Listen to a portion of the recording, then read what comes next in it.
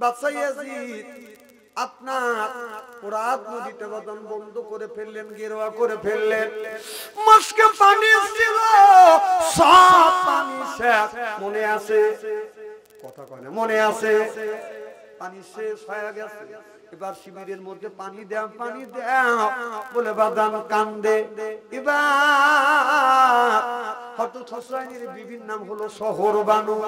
এই শহরবানু ছোট বাচ্চা আলী আসগরকে দেখে দেখে আলী আসগরকে কোলে নিয়ে বলে, স্বামী রে, আমাদের ছোট বাচ্চা আলী আসগর পানি পিপাসায় জিহ্বা বের করে করে পানি চাচ্ছে।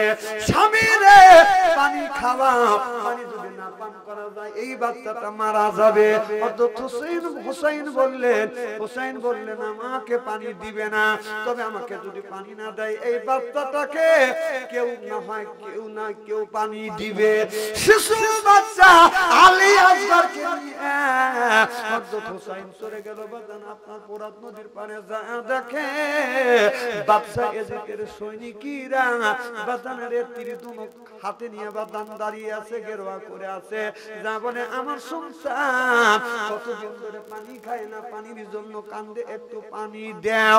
এবার বলে, হোসাইন ইমাম বংশের জন্য পোরাদের পানি বন্ধ।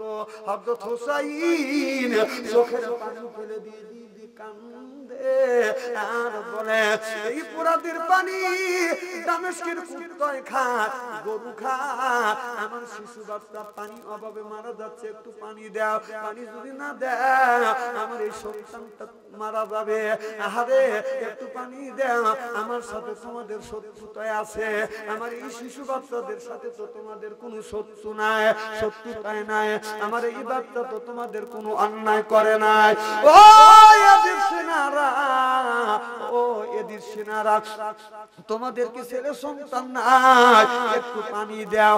এদের এক সৈনিক চিন্তা করতেছে, বলে, হোসাইন দাঁড়াও, আমি তোমাকে জন্মের পানি পান করে না করাবো। তীর ফিট করছে, তীর ফিট করিয়ে বাদান হযরত হোসাইনের দিকে বাদান তীর নিক্ষেপ করছে। হযরত হোসাইন লক্ষ্য করে দেখে তীরটা আমার দিকে আসতেছে, যদি সাইড কাটে বাদান তীরটা সাইড কেটে চলে যাবে। আর মনে মনে চিন্তা করতেছে, আমি যদি সাইড কাজি এদিন সেনারা বলবে আপনার মৃত্যুর ভয়ে সাইড কাটছে, এই জন্য বাদান সাইড কাটে নাই। হোসাইন চিন্তা করছে তীরটা আমার শরীরে লাগুক, আমার কোনো দুঃখ নাই, কিন্তু তীরটা একটু বাঁক কাটিয়া হোসাইনের গায়ে না লাগিয়া বলে একটা শিশু সন্তান ছিল, নাম হলো আলী আসগর, বুকে লাগছে, পিড়ি দিয়ে বাদান আপনার তীরটা বের হয়ে গেছে। আলী আসগর বাচ্চা মানুষ একটা চিৎকার দিয়ে উঠলেন, আল্লাহ আল্লাহ চিৎকার দিলেন। এই বাচ্চা ভালো করে কথা বলতে পারে না। আর হোসেন লক্ষ্য করে দেখে এই তীরটা বাদান বুকে বিন্দিয়ে বাদান পিঠ দিয়ে বাদান বের হয়ে গেছে। আহারে, এই বাচ্চাটা বলতেছে, আব্বা আমাকে পানি পান করানোর জন্য আসতো, পানির পরিবর্তন এদিক সিনারা আমাকে তীর নিক্ষেপ করছে। অমনি বাদান তীরটা বাদান টান দিয়ে খুলছে, তীরের সাথে বাদান কলিজা পর্যন্ত বাদান বের হয়ে আসছে। হযরত হোসাইন সন্তানটাকে বুকে নিছে। এই সন্তানটা চোখের পানি ফেলে দিয়ে কান্দে, কিছু কথা বলতে পারে, কিছু বোঝা যায়, কিছু বোঝা যায় না। বলে, আব্বা মৃত্যুর আগে আমার মা, এই মৃত্যুর আগে আমার মার মুখ আমি দেখতে পারলাম। আব্বা পানি পান করার জন্য আনছেন, আমাকে পানি দিতে পারলেন না। মাকে যা বলি আমার মা যেন দুধের দাবি ছেড়ে দেয়, দুনিয়ায় যদি দেখা না হয় কাল কিয়ামতের ময়দানে দেখা হবে। আব্বা গো, আমি যাই। হযরত আলী আসগর দুনিয়া থেকে বাদান বিদায় হয়ে গেলেন। হযরত হোসাইন আলী আসগর বলে বলে ডাকে, সন্তান আর কোনো কথা বলে না। এই সন্তানটা দুনিয়া থেকে বাদান বিদায় হয়ে গেছে। সন্তানটাকে করে করিয়া হযরত হোসাইন শিবিরে নিয়ে গেছে, শিবির বাজান শিবিরে নিয়ে গেছে। শিবিরের বাইরে যাইয়া সন্তানটাকে মাথার পাগড়ি দিয়ে জড়াইয়া শোয়া রাখিয়া শিবিরের তাবুর কাছে যা বলে, বিবি রে তাড়াতাড়ি এ বিবি শহর বাবু বের হয়। শহর বাবু দৌড়া তাবুর মধ্যে থেকে বাদান বের হইছেন, সন্তানটা কোলে নাই, সন্তানটা জমিনে শোয়ানো। এবার শহর বাবু মনে মনে চিন্তা করতেছে, ছেলেটা পানি পিপাসে লেগেছিল, পানি পান করেছে আর সন্তানটা ঘুমিয়ে পড়ছে। বলে সন্তান কই? বলে বিবি রে পানি পান করাইতে গিয়েছিলাম, তোমার সন্তানকে এমন পিয়ালা পান করাইছি আরামে ঘুমাচ্ছে। হযরতে আপনার শহর বানু সন্তানের গায়ে এই পাগড়ি দিয়ে বাজান জড়িয়ে রাখছে। পাগড়িটা যখন সরাইছে দেখে সন্তানের কলিজায় তীর লেগে যাচ্ছে। মা সন্তানকে ধরে ধরে কাঁদে, বলে স্বামী রে এই সন্তানকে পানি পান করাতে তুমি নিয়ে গেছিলে, কে মারলো? হযরত হোসেন কান্দে আর বলে বিবি রে এই ছেলেকে নিয়ে ইয়াজিদ সুনাদের কাছে যাইয়া আমি একটু পানি চাইছি, ওরা পানি দেয় না। শিশু বাচ্চা তো কোনো অন্যায় করে নাই, আমাকে যদি তীর মারতো, আমাকে যদি মেরে ফেলতো, আমার কোনো দুঃখ নাই, এই সন্তানকে মেরে ফেলছে। বিবি রে আর সন্তান জীবনে কোনোদিন আসবে না। এবার হযরত শহর বানু সন্তানের রক্তমাখা হাত, গায়ে যেই রক্ত বাদান, হাতে রক্ত লেগেছে, রক্তমাখা হাত আল্লাহর কাছে তুলিয়া বলে, আল্লাহ তুমি এর ন্যায় বিচার করিও। সিল্লাইয়া পাক সুবহানাল্লাহ। হযরত শহর বানু চোখের পানি ফেলে ফেলে কাঁদে আর হোসেন বাজান কাঁদে শিশু বাচ্চার কাছে। এমন সময় হযরত হোসেন চোখের পানি মুছিয়া ডেকে ডেকে বলতেছে, বিবি রে তাড়াতাড়ি দে তরবারি দে, আমি যুদ্ধের ময়দানে যাব। এবার হযরত কাসেম, হযরত হাসানের ছেলে কাসেম, এবার কাসেম ডেকে বলে, চাচা আমি ইমাম বংশের মধ্যে এখনো কাসেম আমি জীবিত আছি, আপনি যদি মারা যান, আপনি যদি যুদ্ধের ময়দানে যান, তাহলে বলবে ইমাম বংশের কেউ নাই, আমি তো বেঁচে আছি। হযরত হোসেন কাছে যায় বলল, আজকে আমি যুদ্ধের ময়দানে যাব। এবার হযরত হাসানের ছেলে হযরত কাসেম যুদ্ধের ময়দানে যখন যাবে, বলে চাচা আমাকে বিদায় দাও। এবার বিদায় নিয়ে যখন যুদ্ধের ময়দানে যাবে, এবার বার কথা মনে পড়ে গেল, যেদিন হাসান হযরত হাসান রাদিয়াল্লাহু তাআলা বিষ খায়া যেদিন মারা যায়, হযরত হোসেনকে বলেছিল, ভাই হুসাইন আমার এই সন্তান তোমার কাছে রেখে গেলাম, আর আমার কাছে ওয়াদা দে তোমার একমাত্র কন্যা আছে, নাম হলো সকিনা, এই আমার ছেলে কাসেমের সাথে তোমার মেয়ে সকিনাকে বিয়ে দিবে। এবার ওয়াদা দেওয়ার পরে হযরত হাসান রাদিয়াল্লাহু তাআলা দুনিয়া থেকে বিদায় হয়ে যায়। এই সময় যুদ্ধের ময়দানে যাবে হযরত হোসেন জানে যুদ্ধের ময়দানে গেলে আর কাসেম দুনিয়ায়, কাসেম আর বেঁচে থাকবে না, শিবিরে ফিরে আসবে না। দেখে বলে, বেটা কাসেম রে তুমি যুদ্ধের ময়দানে যাও, আমার কোনো দুঃখ নাই গো বাবা, তবে তোমার বাবার ওসিয়ত তুমি আজকে পুরো করে যাও। সিল্লে এখন মারহাবা নারে। কাসেম বলে, চাচা খুব খারাপ লাগতেছে কি? চাচা কি ওসিয়ত করেছিল তোমার আব্বা? মৃত্যুর সময় বলেছিল আমার মিয়া সকিনাকে বিয়ে করাবার জন্য। আমি জানি ইমাম বংশ যুদ্ধের ময়দানে গেলে আর ফিরে আসবে না, নাও আসতে পারো, হায়াতের মালিক কে? হায়াতের মালিক আল্লাহ। বাবা রে যাস না, বিয়ে করো। বলে চাচা আমি বিয়ে করব। ওই সময় বাজান সঙ্গে সঙ্গে হযরত হোসেন রাদিয়াল্লাহু তাআলা বাজান বিয়ে পড়াইলেন, বিয়ে পড়াইলেন। এবার বাসর হবে। এবার ওই একটা তাবুর মধ্যে যাইয়া সকিনাকে দেখে বলে, বিবি সকিনা এখন আমি তোমাকে বিয়ে করেছি, তুমি আমার স্ত্রী আর আমি তোমার স্বামী। বিবি আমি যুদ্ধের ময়দানে যাব, শিবিরের মধ্যে পানির জন্য হাহাকার করতেছে, বিবি হাহাকার করতেছে, এখন যদি পানি না আনি সব মানুষ তো মারা যাবে।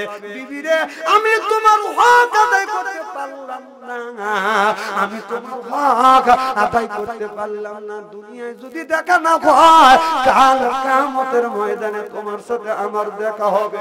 যখন সুবহানাল্লাহ। সকিনা ডাকতে বলে, স্বামী রে আজকে আপনার সাথে আমার বিয়ে হয়েছে, আপনি একটু আসুন, রুমের মধ্যে আসুন। তাবুর মধ্যে একটা রুম বানাইছে, কথা বুঝতেছেন না? কাসেম ডেকে বলে, বিবি আমি তোমার কাছে যেতে চাই না, যদি তোমার কাছে যাই তুমি আমার বিবি, আমি তোমার স্বামী, তোমার প্রেমে জড়িয়ে যাব, হয়তো যুদ্ধের ময়দানে যাইতে আমার দেরি হয়ে যাবে।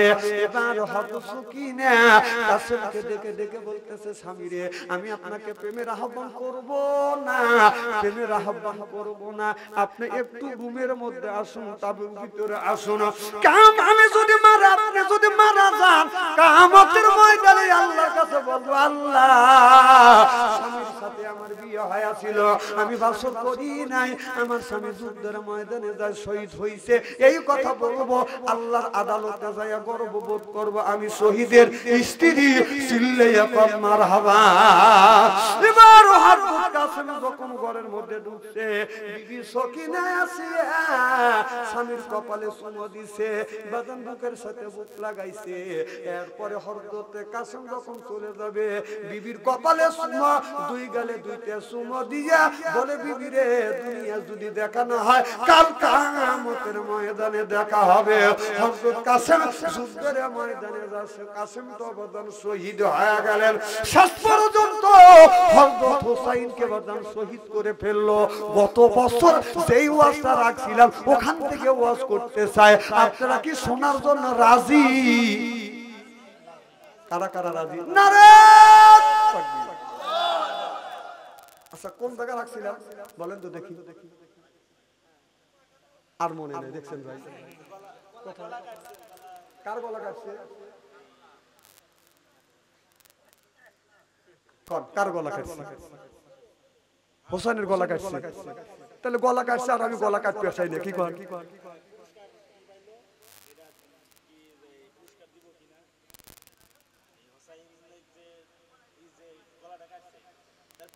এবার হযরত হোসেনের আরেকটা ছেলে বেঁচে আছে, নাম হলো জয়নাল। সুবহানাল্লাহ। এটা জোরে পড়ো। কারবালার ময়দান থেকে জয়নাল আর জয়নালের মা শহরবনকে ধরে বাদশা ইয়াজিদ ঘরের মধ্যে বন্দী করে রাখলেন। আর জুমার বিজা বাদশা ইয়াজিদ বললেন যে, হে জয়নাল তোমাকে এখান থেকে মুক্তি দিতে পারি, আমাদের নামে তুমি খুতবা তেলাওয়াত করো। হযরত জয়নাল আবদিন বললেন, হে বাদশা ইয়াজিদ, আমি আমার নানা, আমার নবীর না, আমার বাবার নানা হযরত মুহাম্মদ সাল্লাল্লাহু আলাইহি সাল্লাম যে খুতবা পড়েছে বাতিলের কাছে আপোষ করে নাই। খুতবা যখন আমরা তেলাওয়াত করি হযরত হাসান হোসেনের নাম আছে না নাই? বাদশা ইয়াজিদ বলল, ওখানে তোমার বাবার নাম কাটিয়ে দিয়ে আমার নাম খুতবার মধ্যে তেলাওয়াত করো। হযরত জয়নাল আবদিন বললে, জীবন দিতে পারি, তোমার নামে খুতবা পড়তে পারবো না। জোরে কোন সুবহানাল্লাহ। আমাদের দেশেও, এই পৃথিবীর বিভিন্ন জায়গায় বিভিন্ন দেশে আইন জারি করেছিল সেই বাদশার নামে খুতবা পড়তে হবে, কিন্তু দেশের মানুষেরা খুতবা পড়ে নাই, আলেম ওলামারা ওগুলা প্রত্যাখ্যান করেছে। কথা কম।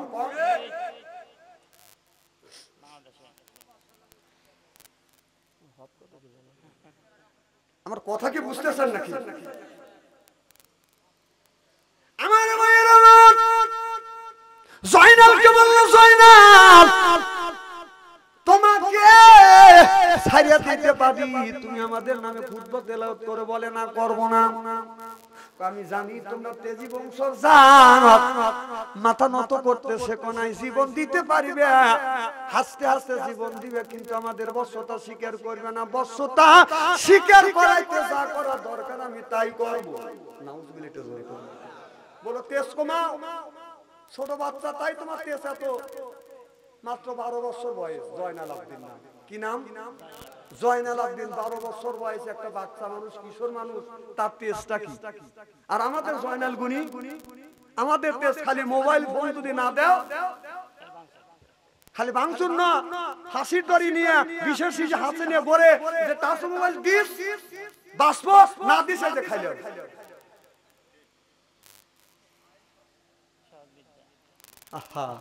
কি কি মন্ত্র শিখে গেছে ছাগল।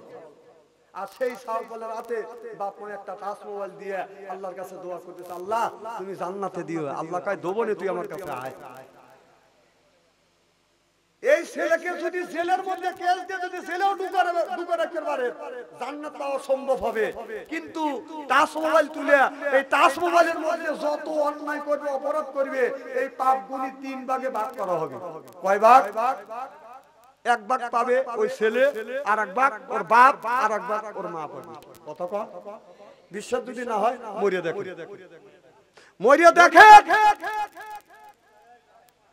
আপনি যদি বলেন কিভাবে যাবে, আপনি বাবা মরে যাবেন টাচ মোবাইল কিনে দিয়ে, আপনার কবরের মধ্যে ফ্যাক্সিলেট হয়ে এই নেকি, এই যে পাপগুনি আপনার কবরে যা জমা হবে ফ্যাক্সিলেটে জমা হবে।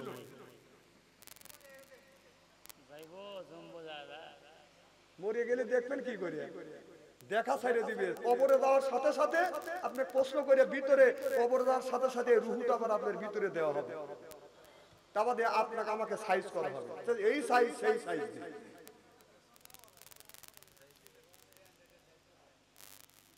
রেন্দা দিয়ে সাইজ করবে। যায়া দেখে আমার ভাইয়ের, আমার ভালো করে লক্ষ্য করে শুনুন, যেমন মা তেমন সন্তান। জয়নাল আব্দিনকে বাদান খাবার দেয় না। সকালবেলা একটা শুকনো খেজুর 2টা, দুপুর বেলা একটা পাতলা রুটি, রাত্রে বেলা 2টা খেজুর পানি দেয় না। এইভাবে জয়নালকে আপনার কষ্ট দিচ্ছে যে কি ওর তেজ কমে কিনে। জয়নাল আব্দিন এইটা খায়া ক্ষুধা নিবৃত্ত হয় না। জয়নাল আব্দিন বসে বসে কান্দে। মা যায় বলে, বেটা কেন তুমি কান্দো? বলে, মা এজিদের কারাগারের যন্ত্রণা আর আমার সহ্য হয় না মা। আর কতদিন বাচ্চা এজিদের কারাগারে থাকবো গো মা। কি আমার মানুষ নাই, এই মানুষটা আসিয়া আমাকে কারাগার থেকে মুক্ত করে নিয়ে যাবে। এবার জয়নালের মা চোখের পানি ফেলে দিয়ে দিয়ে কান্দে, বলে, বেটা রে এখনো তোমার 3 জন চাচা এই জমিনে জীবিত আছে, চিল্লা বলুন মারহাবা। ইতিহাস প্রমাণ করে হযরত আলীর 5টা ছেলে, আপনার 7টা ছেলে জমিনে, 5টা ছেলে জীবিত ছিল। হযরত ফাতেমার পক্ষে হলো বাজান আপনার 2টা ছেলে 2টা মেয়ে। কথা বুঝতেছেন না? মা ফাতেমা দুনিয়ায় যতদিন জীবিত ছিলেন এর মধ্যে হযরত আলী বিয়ে করে নাই। মা ফাতেমা মৃত্যুর পরে হযরত আলী পাগলের মতো হয়েছিল বিবির সঙ্গে। বাজান সাহাবীরা দৌড়ে বাজান আরেকটা বিয়ে করাইছে। ওই বিবির গর্ভের থেকে বাজান আরো 3টে ছেলে, আপনার 5টা ছেলে জন্মগ্রহণ করেছে।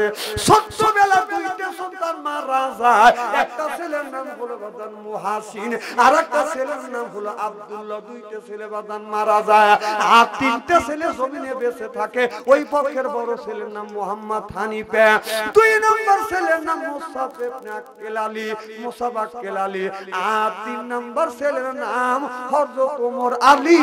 চিল্লায়া কান মারহাবা।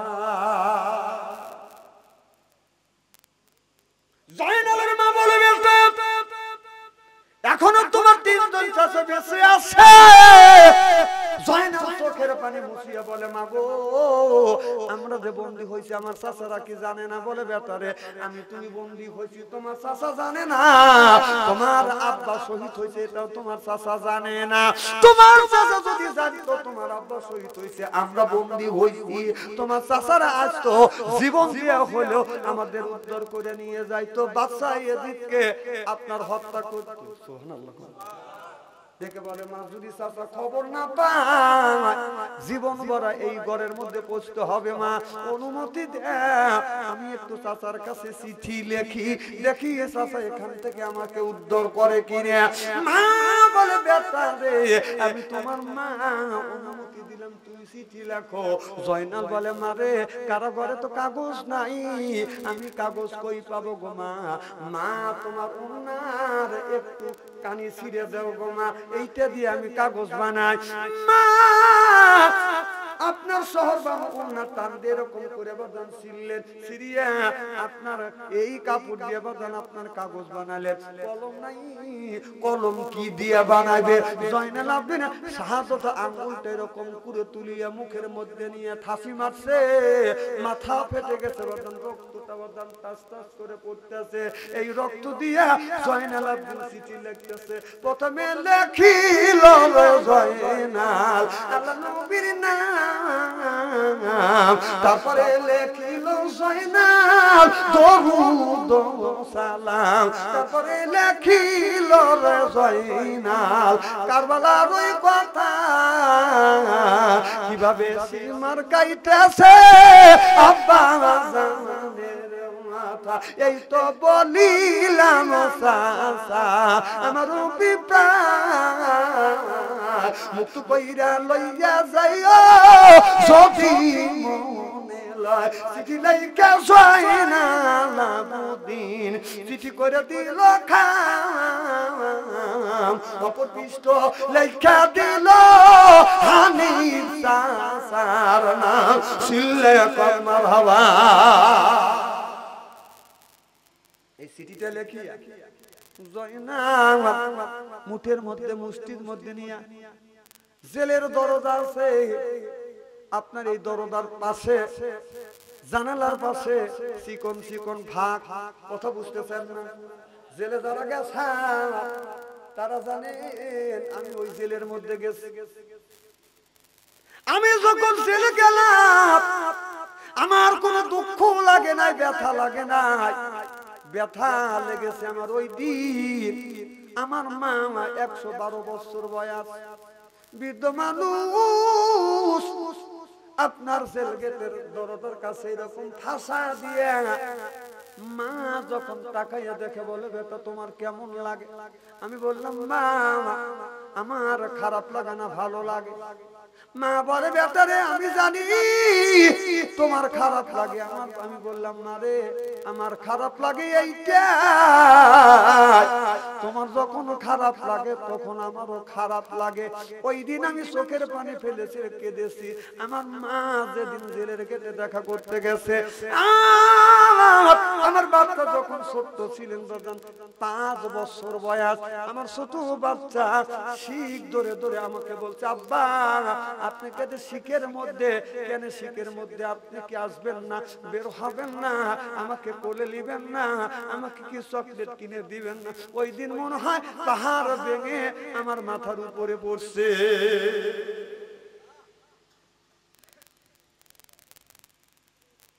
এজিদের একটা লোক জেলদারওয়াত আপনার ঘোরাফেরা করতে আছে, তীর ধনুক নিয়ে। জয়নালের কান্না দেখে বলে বাবা কেন কান্দো? বলে চাচা আপনি কি আমাকে চেনেন? বলে হ্যাঁ তুমি হোসাইনের ছেলে। কি দুঃখ মনে পড়েছে? বলে চাচা আমি জেলখানার মধ্যে আছি, আরামে আছি না সুখে আছি তো আপনি ভালো করে জানেন। তবে বাবা তোমার হাতে কি? বলে চাচা আপনি কি আমার উপকার করবেন? আমরা নবীর আওলাদ। সুবহানাল্লাহ বললেন না? আপনি জানেন আমার বাবা জান্নাতের যুবকদের সর্দার হবে। সুবহানাল্লাহ কোন? আমরা নবীর আওলাদ। আপনি চিঠিটা যদি আমার চাচা মোহাম্মদ হানিফের কাছে পৌঁছা দেন, আল্লাহর কাছে দোয়া করব কিয়ামতের ময়দানে আল্লাহ যেন আমার বাবা হোসেনের সাথে আপনাকে যেন জান্নাত নসিব করে। লোকটা জানেন যে জয়নালের দোয়া আল্লাহর দরবারে কবুল হবে। সুবহানাল্লাহ জোরে কর। নবীর আওলাদ, তারপরে অসহায়, কারণ মজলুমের দোয়া আল্লাহ কবুল করে। সুবহানাল্লাহ কর। এখানে মাওলানা সাহেব আছে, 3 জন ব্যক্তির দোয়া আল্লাহ কবুল করে। মা বাবার দোয়া, মজলুমের দোয়া আর মুসাফিরের দোয়া। জয়নাল তো মজলুম, এদিকে নবীর বংশধর, ওর দোয়া তো আল্লাহ কবুল করবেই। সুবহানাল্লাহ জোরে কর। হাতে নিয়ে সিটি হাতে নিয়ে বলে জয়নাল আমি ছিলাম তোমার বাবার দাস, আর বাদশা ইয়াজিদের ভয়ে তোমার বাবার বর্ষতা স্বীকার করে বাদশা ইয়াজিদের বর্ষতা স্বীকার করছি। এর মানে তোমার বাবার যে দল ছিল তোমার বাবার দল ছেড়ে দিছি। আমি বাদশা ইয়াজিদের দলে যদি না ভর্তি হইতাম, যোগদান যদি না করতাম, তাহলে আমাকে জেলের মধ্যে ঢুকাইতো, বিবি বাল বাচ্চা অনাহারে না খাওয়া মরতো। এখনো বিশ্বের জমিনে চাপে পড়িয়া দল ছাড়িয়া ওই দল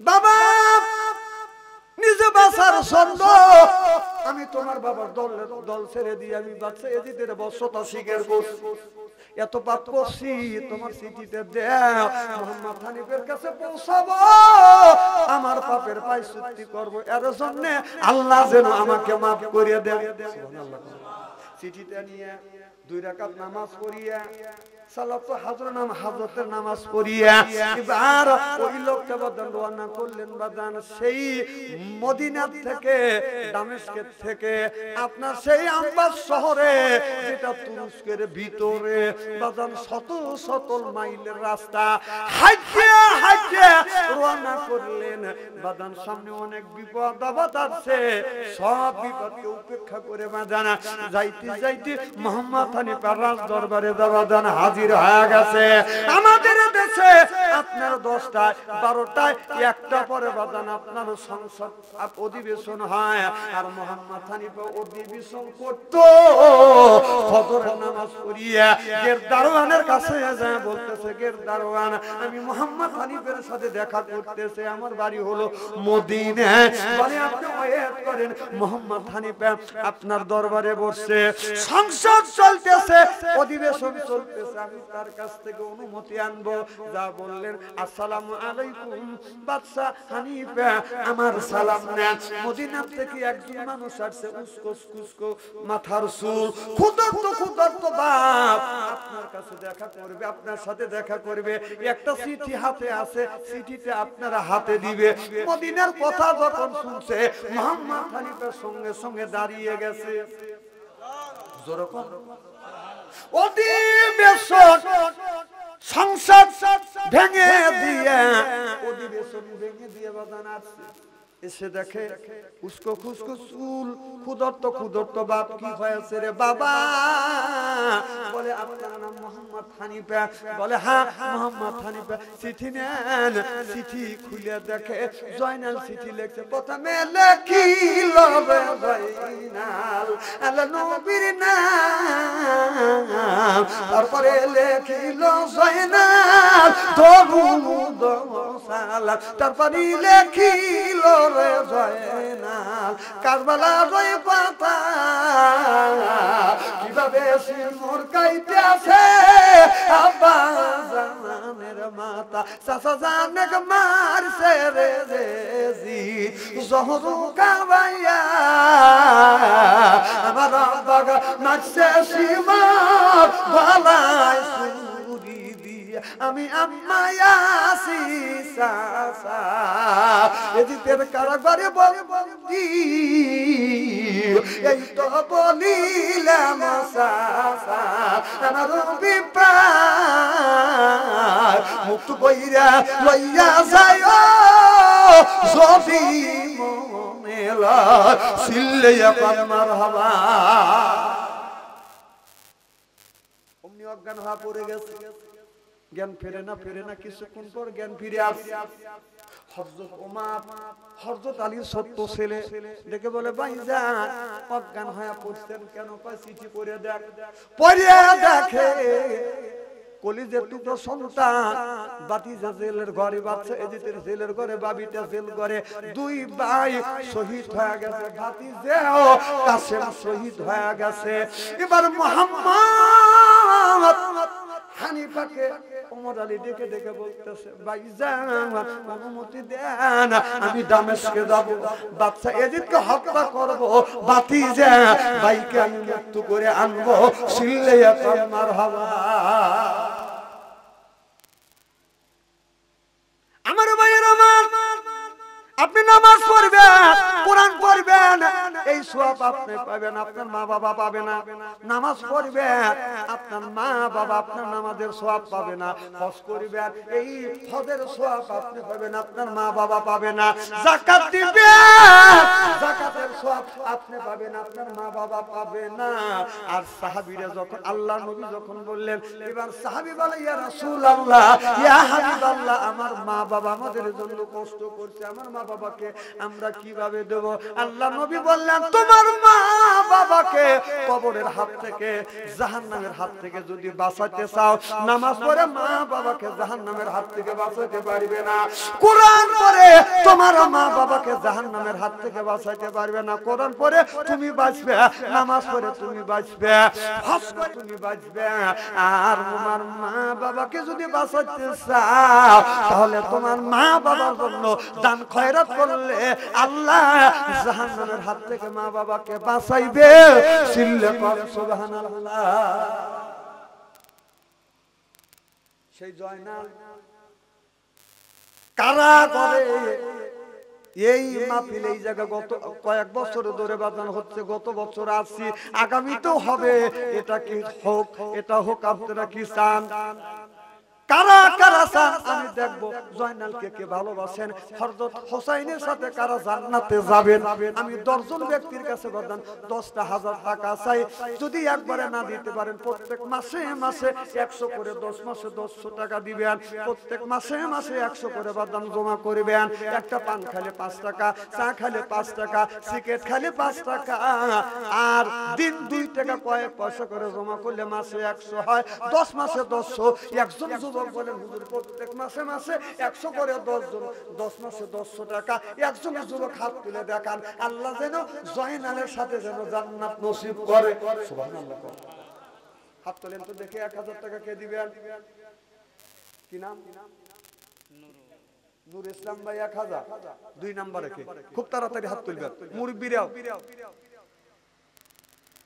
আছেন কি কেউ? কি নাম? হ্যাঁ, নান্নু মিয়া 1000। জোরকন মারহাবা। 2 নাম্বার। 3 নাম্বার